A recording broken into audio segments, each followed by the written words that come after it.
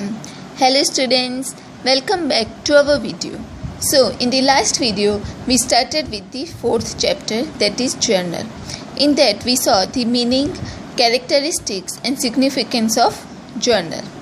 So now let's move further.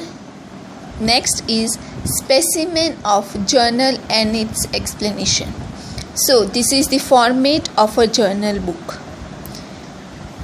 So in a format of a journal book, you have to prepare the 1, 2, 3, 4, 5 columns, and in that the first column would be date, second would be particulars, third would be LF number, fourth would be debit, and fifth would be credit amount.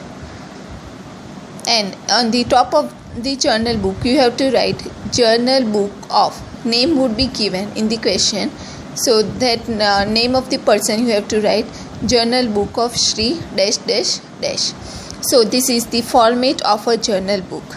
You have to prepare 5 columns. First would be the date, second would be the particulars, third would be the LF number, fourth would be the debit amount, and fifth would be the credit amount. This is the format. You have to prepare journal book like this. Let's see each of them in a detailed explanation. So now let us have an explanation of above mentioned columns of the journal book. So in that the first one was date. So in journal entry the first column is of date. Accounting transactions is recorded in the order of time and date in journal. In this column first of all year, then month, and finally date is mentioned. So every accounting transactions is recorded in the order of time and date. So the first column is date. Then second is particulars. In particulars, the second column in journal book is of particulars. Particulars is very important column of journal book. As per the rules of debit and credit account, which account is to be debited and which is to be recorded first in the column of particular. For example, cash account. If cash account is debited, but instead of debit, you have to write DR. Instead of debit, you have to, in short form, it is DR, that is known as debit, is written. Then account which has credit effect. Then the account which has a credit effect is recorded subsequently. A credit affected account is recorded in second line and it is written after keeping some space, where the word TO2 is written. Then the name of the account would appear. At the end, the word credit is not written. For example, to sales account. So whichever account is credited, it is recorded in the second line after the account which is debited. And if for writing the credit account, credit is not mentioned, but you have to write like this: to sales account will be written. Then brief information is written as narration, which is disclosed as being. As an indication of completion of transactions, line is drawn below the transaction. Then the third column is LF number. Full form is ledger folio number. In the third column of journal, ledger folio number is to be disclosed. In short form, it is called as LF number.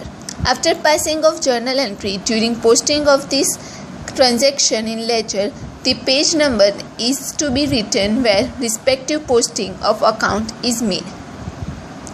Due to this arrangement, whenever an information is required, it can be easily availed from the concerned books. So that is known as ledger folio number. This number you have to write after preparation of the ledger. Now the fourth column is debit amount. In the fourth column of journal, the amount of debited account is to be written. An account which is debited in column of particulars the amount of it is to be written in the debit column. And the fifth one is credit. In the fifth column of journal, the amount of credited account is to be written on account which is credited in the column of particulars. The amount of it is to be written in the credit column.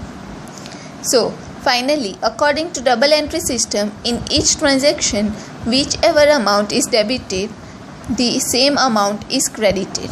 Thus, the total of both the columns is always the identical, means the total of debit column and credit column is always equal. If it is not equal, then you have to understood that this something is wrong in the journal entry. So the debit column and the credit column will always be equal. Above, total 1 line is to be drawn, and below, total 2 lines are to be drawn, which indicates that the journal entries are completed. On subsequent page, before recording transactions, in the beginning of page, again of total of debit and credit is written with the words balance brought forward. At the end of specific time period, when all the transactions are recorded, then total of debit and credit column is made, and in the column of particulars the word total is written. So let's understand the journal entry with the help of an example. So here illustration 1 is given. In that the question is, record the following transactions in the journal books of Priya. So here the transactions are given. You have to make the journal entry in the books of Priya. So here the transactions are given with the month. These are the transactions done in the month of March in 2014. Year is given and month is given, and following transactions are given, and the 1, 4, 7, 12, 8, they are the dates of March. March 1st, 4th March, 7th March, these are the dates, and these are transactions are done in the March. So in that, the first transaction is goods of rupees 5,000 is purchased on cash. So you have to identify which account would be debited and which account would be credited. So here goods is purchased, so goods is coming in the business.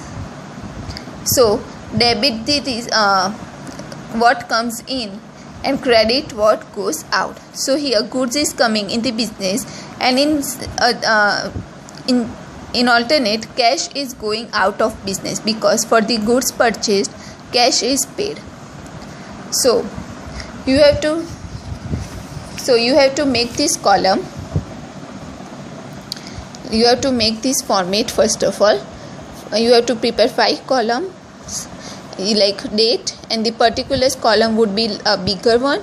Then LF number column would be smaller, little smaller, the debit amount, and the credit amount column. And above, you have to write the journal book of Priya, because you have to record the journal books in the journal transactions in the books of Priya. So you have to write journal book of Priya, date, particulars, LF number, debit and credit. So year is given, so you have to write first of all year in the date column, and then start with first you have to write March. So on March 1st, one transaction was made. First transaction was goods is purchased for cash. So here goods is coming in the business, so debit what comes in. So purchase account would be debited. Purchase account, you have to write the first account which is debited, so purchase account, and in the end of the particular you have to write DR, short form of debit, and then the account, then to cash account. This cash account is credited, so you have to write like this: purchase account debited, and you have to space and then write to cash account. This is the credited account, so you have to write to cash account, and you have to write the amount, how, like goods was purchased for rupees 5,000. So write 5,000 in the debit column and 5,000 in the credit column, and both the amount would be same in the debit column and in the credit column, because at the end both the total of both the columns should be the same, so amount would be similar, debit amount, credit amount. So, and at the end, in particulars column you have to write being goods of rupees 5,000 purchased on cash. So you have to record journal entry like this, every transactions like this in the books of journal. First you have to write debit account and the credit account. So now let's see the another transaction. So next transaction is made on 4th of March. Transaction was goods of rupees 8,000 is purchased from Nandan on credit. So now goods is also coming in, but now it is purchased from Nandan on credit. So here purchase account would be debited. So you have to write purchase account debited and to Nandan's account, because Nandan's account is credited. So you have to write like this, and you have to write being goods of rupees 8,000 purchased from Nandan on credit. So, and 8,000 amount would be debited and 8,000 amount would be credited. Then next is next transaction is made on March 7. That is goods of rupees 4,000 is sold to Chikna. Now it is sold to Chikna. So the goods is going out of business. So, and it is sold to Chikna.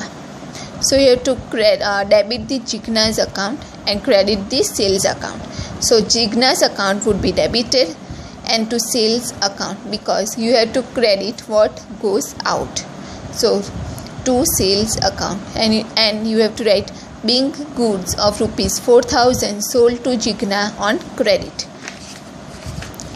You have to write the amount. 4,000 amount would be debited and 4,000 amount would be credited. Now the next transaction is made on the March 12. Transaction is commission of rupees 200 is received. Commission of rupees 200 is received.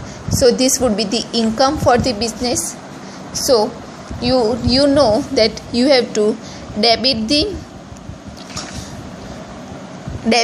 the losses and expenses of business and credit the incomes and revenue of the business.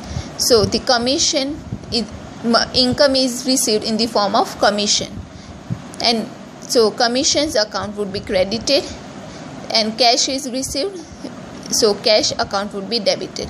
So cash account is debited and to commission account is credited, and you have to write being commission of rupees 200 is received. 200 would be debited and 200 would be credited. Then last is being wages of rupees 150 is paid. So wages is paid. So this is the expenses of business. So wages account. Wages is a type of expense for the business. So wages account would be debited, and wages is paid always paid in the cash.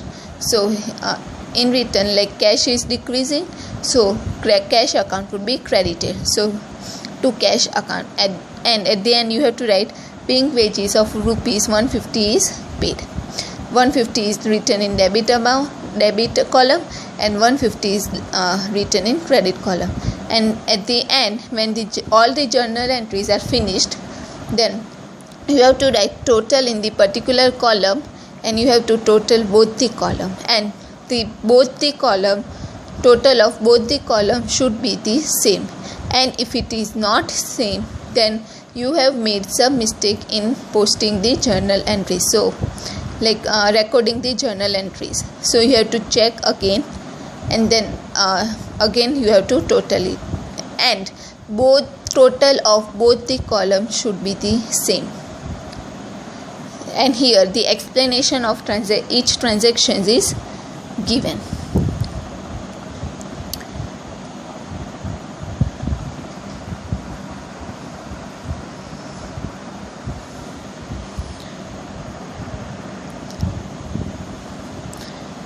detailed explanation is given. So I want you guys to read this explanation. I have made you understand, but still I want you guys to read this explanation. So now next topic is combined journal entries. So combined journal entries means generally for each accounting transactions separate journal entries is passed, but sometimes only one account is required to be debited or credit more than one time. When multiple transactions take place in a day or during specific period of time, in this case instead of passing separate entry, only one entry is passed is known as combined entry. In brief, when two or more than two accounts are associated for transaction, in such a case combined journal entries can be passed. In brief, when more than two accounts are associated at the same time in any accounting transactions, then combined entry is passed. For example, on 15th January 2014, for wages is for rupees 300, salary is for rupees 2000 and telephone bill was of rupees 500 are paid in cash. On the same day, 15 January 2015, wages, salary and telephone bill is paid. So, and it is paid in cash. So, through this illustration, let us have explanation for combined entry. At first, let us study separate journal entry. So, if you consider a separate journal entry, how would you record in the books of journal? So, first of all, you would record the journal entry for wages paid, then you would record salary paid, then third would be the telephone expenses. Amount would be different. 300, 2000 is for salary and 500 for telephone expenses. And this all the is paid, expenses occurred on the same date, January 15, 2014. So this is the example of separate entry. But if you want to record all in one transaction, then for some transactions combined entry can also be made, because this is all made on the same date. If the more than one transaction is made on the same date, then you can pass combined journal entry. So this is how you can pass the journal entry, combined journal entry. Format would be the same, everything would be same, but the journal entry would be for all the debited account. First of all, you have to debit all these accounts. Wages account would be debited, salaries account would be debited, and telephone expense account would be debited. And in only you can see that cash is common in three transactions. So at last, and all the time cash is always credited.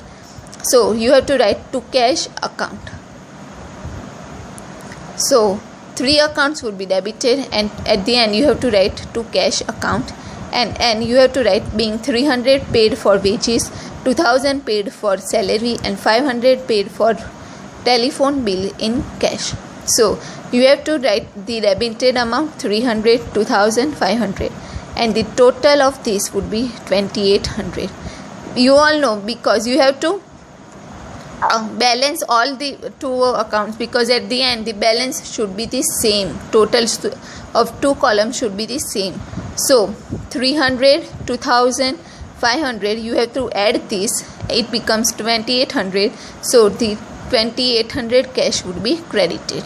So at the end, if you total, this account would be 2800 and credit account would also be 2800. So it should always be same. So by this you can, if the transactions, more than one transactions are made in one day, on the same day, more than one transaction is made on the same day, then you can pass this type of combined journal entries. But the total of both the columns should be the same. So now we are going to stop here. In the next video we would see the example of how to many more examples of how to pass the combined journal entry. So if you have any questions or any doubts, please feel free to comment below the video. Thank you.